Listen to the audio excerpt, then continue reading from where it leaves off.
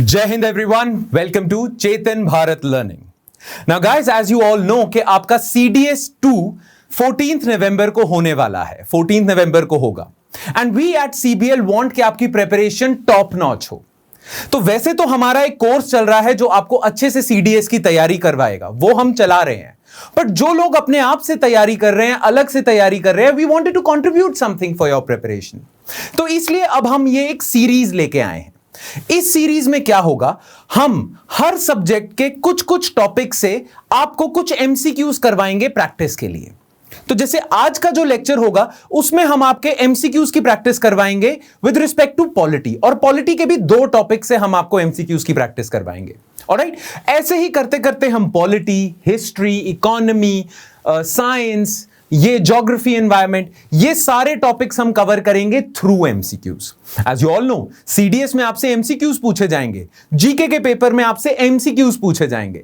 तो आपकी MCQ practice अच्छे से हो. आपकी प्रिपरेशन जो चल रही है वो चलती जाएगी, पर आपके एमसीक्यूज की प्रैक्टिस अगर आप चाहते हो कि अच्छे से हो, तो आपको हमारे साथ जुड़ना चाहिए. ये एक तरह से हम्बल हमारा ओपिनियन है. Now, you don't have to do anything. What you have to do is every day tune into Chetan Bharat Learning CBL CDS YouTube channel, and there you have to watch a 10-minute video. In that 10 to 15-minute video, we'll discuss 10 MCQs from that particular subject. तो आज का जो lecture होगा, today's lecture, we'll cover polity. We'll cover 10 MCQs from polity.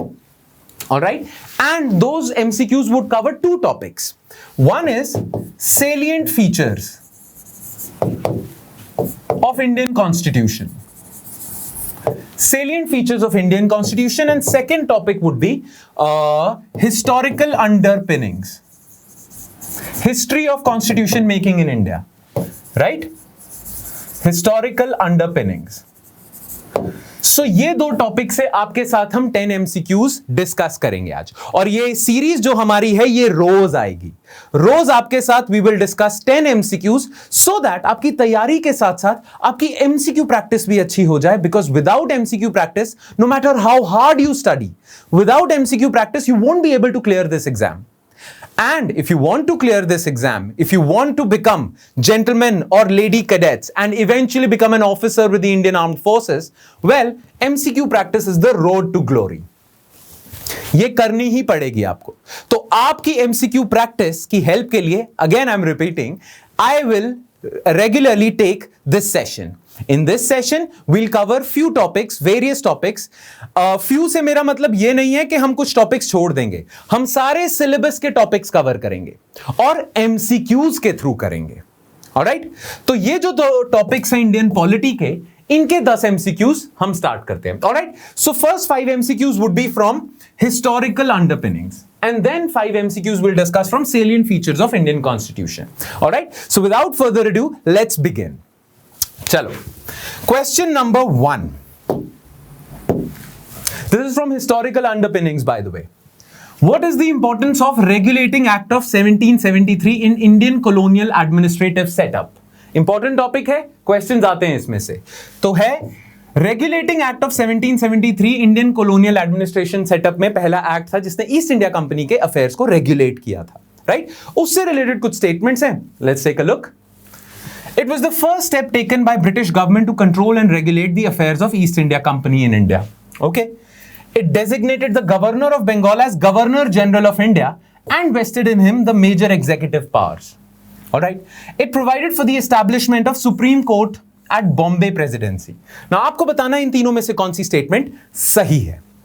Right? तो एक एक करके देखते हैं. Okay. It was the first step taken by the British government to control and regulate the affairs of East India Company. Absolutely correct. 1773 से पहले east India company के पास पूरी फ्रीडम थी कि वो इंडिया में जो करना चाहे वो कर सकती है. पर 1773 से कुछ साल पहले ये आवाज उठने लग गई कि east India company represents British Isles. ठीक है, इट रिप्रेजेंट्स ग्रेट ब्रिटेन. तो इसीलिए इसके अफेयर्स को रेगुलेट करना बहुत जरूरी है, क्योंकि मैल गवर्नेंस ना कर दें ये इंडिया में और इंडिया को अच्छे से संभाल ना पाए. इसलिए ईस्ट इंडिया कंपनी के अफेयर्स को, इंडिया में अफेयर्स को रेगुलेट करने के लिए this act was enacted, regulating act of 1773. ठीक है, so this statement is absolutely correct. Second statement, it designated Governor of Bengal as Governor General of India and vested in him major executive powers. Now 1773 से पहले ना British जो जितनी भी India में British India territory थी उसको 3 presidencies में बांटा हुआ था, 3 प्रेसिडेंसीज। एक जो था वो थी कैलकाटा प्रेसिडेंसी, बंगाल वाले एरिया को देखती थी, बंगाल, उड़ीसा, बिहार वगैरह। देन थी बॉम्बे प्रेसिडेंसी और एक थी मद्रास प्रेसिडेंसी।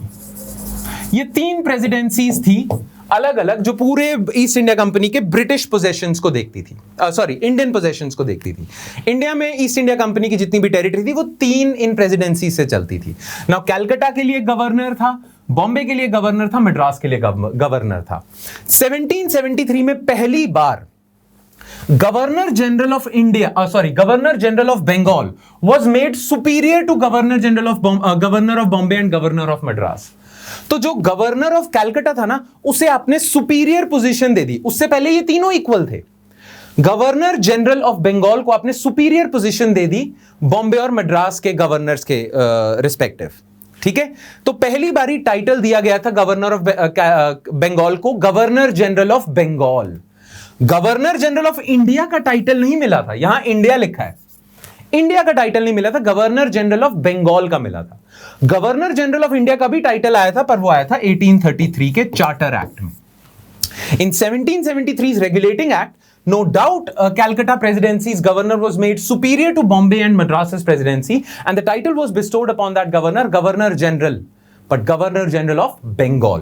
So ये statement गलत हो जाती है। और रेगुलेटिंग एक्ट में ही आपने सुप्रीम कोर्ट भी बनाया था। इंडिया का पहला सुप्रीम कोर्ट बना था रेगुलेटिंग एक्ट ऑफ 1773 में, पर वो supreme court was established eight Calcutta, not Bombay, ठीक है। एंड एक्स्ट्रा फैक्ट भी आपको बता दूं कि जो पहले चीफ जस्टिस थे सुप्रीम कोर्ट के, जो नया सुप्रीम कोर्ट बना था कैलकाटा में, इसके पहले चीफ जस्टिस थे Elijah Impey.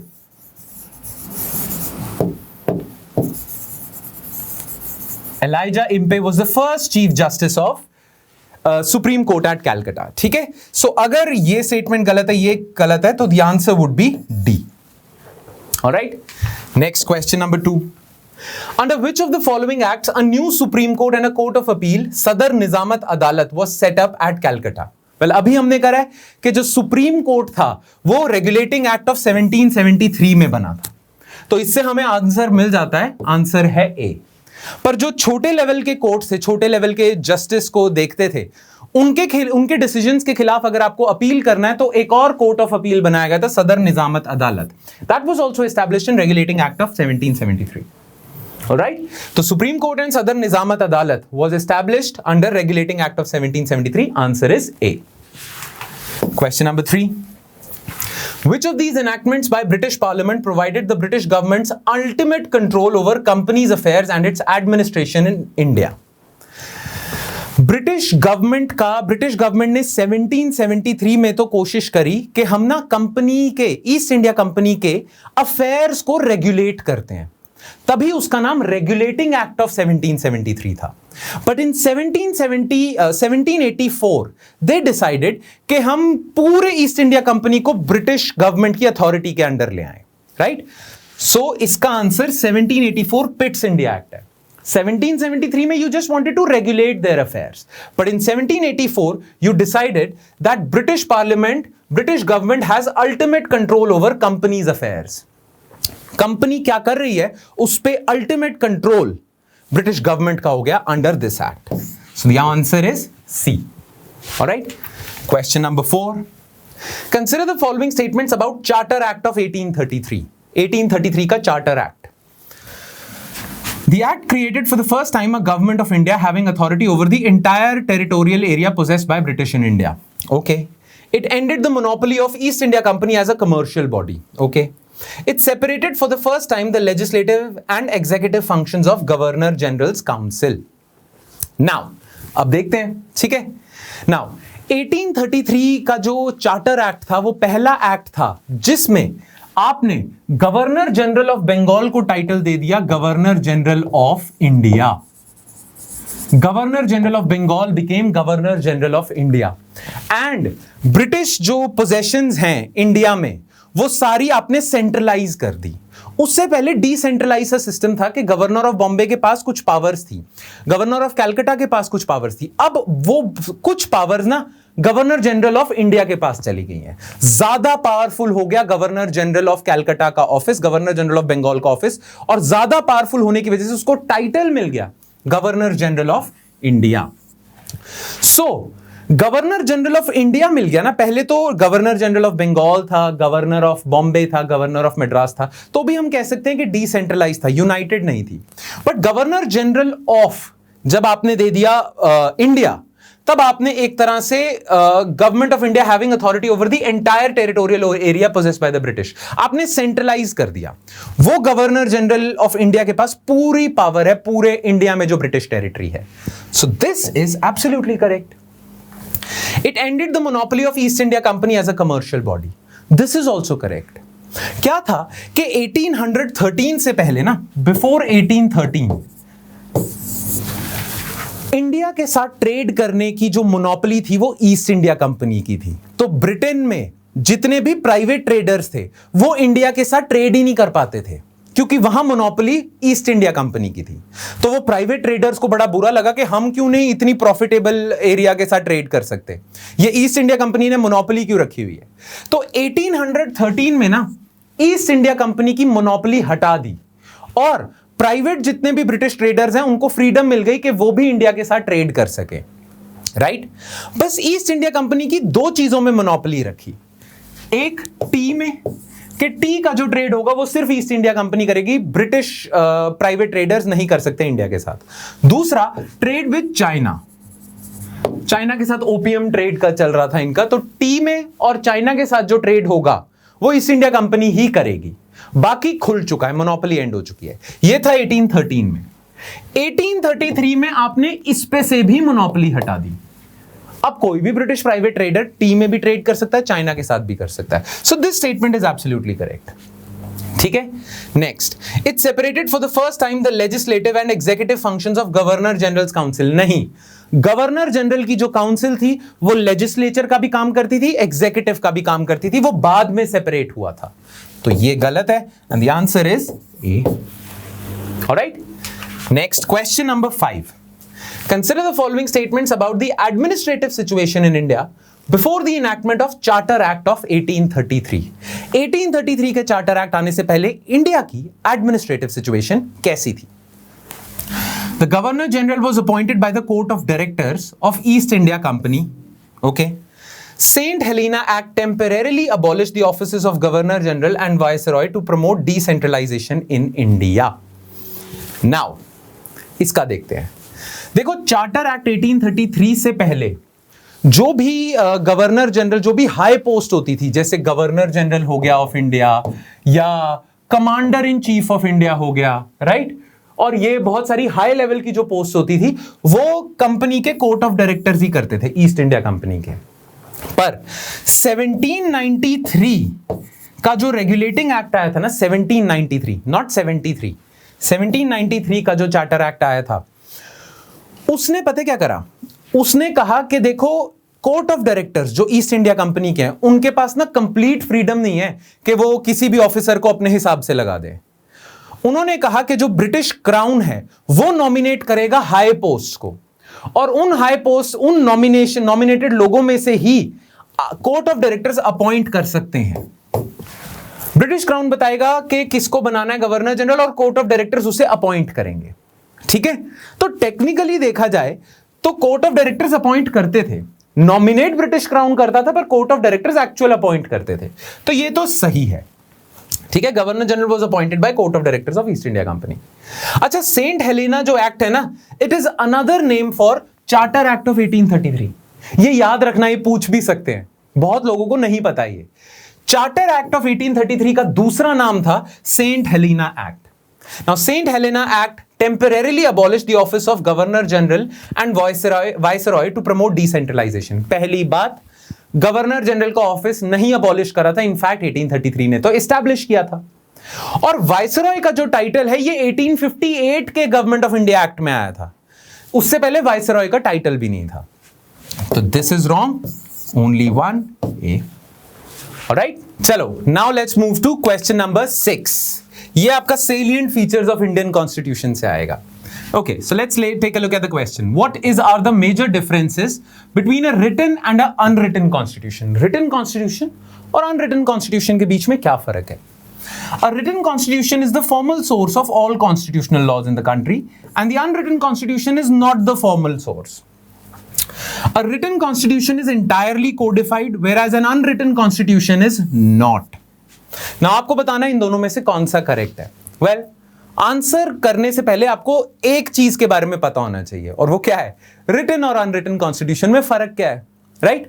Now written constitution वो कॉन्स्टिट्यूशन होता है जैसे इंडिया का है कि पहले किसी ने fundamental law of the land लिख दिया. रिटन कॉन्स्टिट्यूशन होगा कि पहले एक कॉन्स्टिट्यूशन आया, उसके बेसिस पे इंडिया में बाकी लॉज बने. अमेरिका में भी ऐसा है, पहले एक कॉन्स्टिट्यूशन आया जिसने सारा बता दिया कि अमेरिका में कैसे चलेगा सिस्टम, उस कॉन्स्टिट्यूशन के बेसिस पे सारे लॉज बने. ये होता है रिटन कॉन्स्टिट्यूशन. अनरिटन कॉन्स्टिट्यूशन क्या होता है? जैसे ब्रिटेन में क्या है कि कॉन्स्टिट्यूशन ऐसे पहले नहीं आया, ब्रिटिश पार्लियामेंट जो भी लॉ बना देती है वो कॉन्स्टिट्यूशन का पार्ट बन जाता है. तो कॉन्स्टिट्यूशन ना लिखे लॉज तो लिखे जाते हैं ब्रिटेन में भी, पर उसे हम अनरिटन इसलिए कहते हैं कि वो ना एक डायनेमिक ऑब्जेक्ट है. पहले कॉन्स्टिट्यूशन आया फिर लॉज आए, ऐसा नहीं है.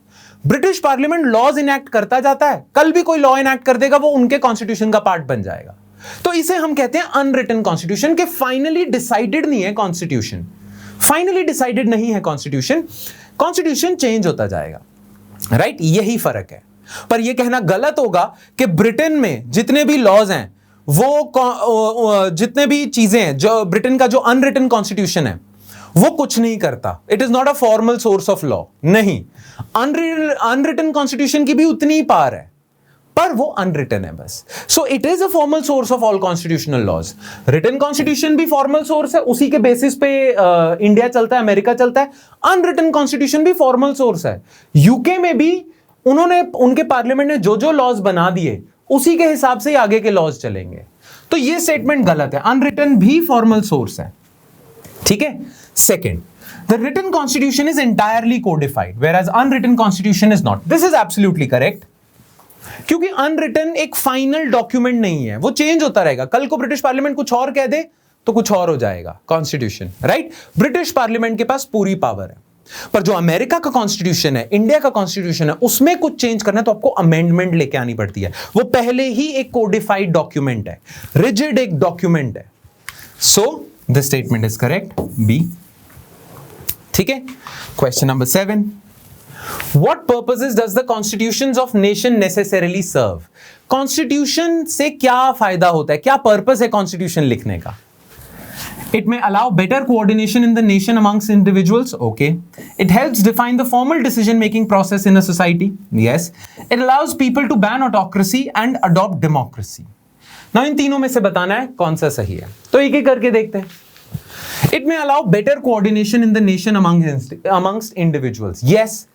आपका जो कॉन्स्टिट्यूशन है वो फंडामेंटल रूल्स दे देता है, फंडामेंटल रूल्स ऑफ कंडक्ट, कि देश में जो जितने भी लोग हैं वो आपस में किसी के साथ कैसे डील करेंगे, उसके फंडामेंटल रूल्स मिलते हैं. फॉर एग्जाम्पल, इंडिया में अनटचेबिलिटी अबॉलिश्ड है. इंडिया में आप किसी के खिलाफ अनटचेबिलिटी नहीं प्रैक्टिस कर सकते, ये कॉन्स्टिट्यूशन ने लिख दिया, आर्टिकल 18. कॉन्स्टिट्यूशन में फंडामेंटल राइट्स दिए हुए हैं कि कोई भी इंसान किसी भी इंसान का फंडामेंटल राइट नहीं वायलेट कर सकता, कोई भी गवर्नमेंट किसी का फंडामेंटल राइट नहीं वायलेट कर सकती. तो ये रूल्स ऑफ कंडक्ट दिए हुए हैं जिनको फॉलो करना है सिटीजंस ने, राइट? तो बेटर कोऑर्डिनेशन हो पाएगी. आप किसी का राइट नहीं वायलेट करोगे, वो आपका नहीं कर सकता, तो सारे लोग अच्छे से चलेंगे. सो यस, कॉन्स्टिट्यूशन ऐसा करता है. It helps define the formal decision making process in a society. Yes. Judiciary क्या काम करेगी, लेजिस्लेचर पार्लियामेंट क्या काम करेगा, आपका प्राइम मिनिस्टर, आपके काउंसिल ऑफ मिनिस्टर्स, आपका एग्जीक्यूटिव क्या काम करेगा, उनके पास क्या पावर्स हैं, इन तीनों के पास क्या रिस्पॉन्सिबिलिटीज हैं, ये सारी चीज आती है कॉन्स्टिट्यूशन से. आपका कॉन्स्टिट्यूशन ही बताता है कि इंडिया में जो भी लॉ बनेगा वो या तो पार्लियामेंट पास करेगा या स्टेट लेजिस्लेचर्स पास करेंगे. तो इंडिया में कोई भी डिसीजन लिया जा रहा है फॉर्मल, वो कैसे होगा, कैसे डिसीजन मेकिंग होगी, वो कॉन्स्टिट्यूशन ने बताया है. So this is also correct. Next, it allows people to ban autocracy and adopt democracy. ये जरूरी नहीं है, बहुत सारे ऐसे अथॉरिटेरियन गवर्नमेंट्स भी रही हैं जिन्होंने कॉन्स्टिट्यूशन बनाए हैं, जैसे यूएसएसआर, सोवियत यूनियन का भी कॉन्स्टिट्यूशन था एक, पर वहां डेमोक्रेसी नहीं थी। ऐसी बहुत सारी कंट्रीज हैं जिनके कॉन्स्टिट्यूशन है पर वहां डिक्टेटरशिप है, कॉन्स्टिट्यूशनल डिक्टेटरशिप है। तो कॉन्स्टिट्यूशन गारंटी नहीं करता डेमोक्रेसी, सारे कॉन्स्टिट्यूशन में डेमोक्रेसी नहीं है। हां, अमेरिका और इंडिया के कॉन्स्टिट्यूशन में है पर सारे कॉन्स्टिट्यूशन में नहीं होती। तो कॉन्स्टिट्यूशन ये चीज नेसेसरली सर्व तो नहीं करता है। सो the answer is a. Alright, question number 8, a constitution serves which of the following purposes? It is the supreme law which determines the relationship among citizens living in a territory. Okay, it limits the power of the government. बिल्कुल सही, दोनों ही statement सही हैं। Fundamental rights ने आपको power दिया कि government आपकी फ्रीडम ऑफ स्पीच नहीं छीन सकता, आपका फ्रीडम ऑफ रिलीजन नहीं छीन सकता, तो उसने गवर्नमेंट पे लिमिट लगाई हुई है। और it tells you the relationship between among citizens, ये तो हम पहले ही कर चुके हैं, तो दोनों सही हैं। Alright, question number 9, the constitution of a nation is the supreme law of the land, determines the rights of citizens, determines the power of the government, lays down the way of functioning of the government in a broad manner. Abroad नहीं, broad manner. ये चारों ही function constitution के हैं, हमने पढ़ा ही हुआ है। चारों चीजें कॉन्स्टिट्यूशन करता है, तो इसका तो सिंपल आंसर है all of the above. Alright, and last question, last but not the least, consider the following statements. All democracies have written constitutions. All countries that have written constitutions are democracies. कौन सी statement true है, एक एक करके देखें। All democracies have written constitution, बिल्कुल गलत। UK क्या unwritten constitution है, यूनाइटेड किंगडम, पर वहां डेमोक्रेसी है, तो ये तो गलत है। Next, all countries that have written constitution are democracies, ऐसा भी बिल्कुल नहीं है। यूएसएसआर का रिटन कॉन्स्टिट्यूशन था पर वहां डेमोक्रेसी नहीं थी, तो ये भी गलत है। कोई गारंटी नहीं है कि कॉन्स्टिट्यूशन से डेमोक्रेसी आएगी। अगर आपके कॉन्स्टिट्यूशन में डेमोक्रेसी का प्रोविजंस हैं तो ही डेमोक्रेसी है। ऑलराइट, सो इसका आंसर होगा डी। एंड इसी के साथ हमारे आज के एमसीक्यूज होते हैं। Again I am telling you, आप ये सीरीज फॉलो करते जाना, आपके बस दिन के 10 से 15 मिनट लगेंगे, but you will be able to practice MCQs for your CDS examination. Alright, तो ये सीरीज हमारी रोज आएगी, रोज हम 10 क्वेश्चंस डिस्कस करेंगे और इन 10 क्वेश्चंस के थ्रू हम सारे टॉपिक्स कवर कर लेंगे। This is in a way you can say this is CDS preparation through MCQs. This is nothing but CDS preparation through MCQs. So do follow this series, do subscribe to our channel, and we'll be daily updating you with these 10 MCQs. Daily we'll upload a discussion on 10 MCQs which will cover the entire syllabus. Alright? Alright then. That's it from my side, guys. I hope you enjoyed today's lecture and I hope it added some value to your preparation. If it didn't, and if you have some doubts, well, you're free to ask those doubts. You can write your doubts in the comment section below. Alright? So that's it from my side, guys. I'll see you next time with more stuff. Thank you.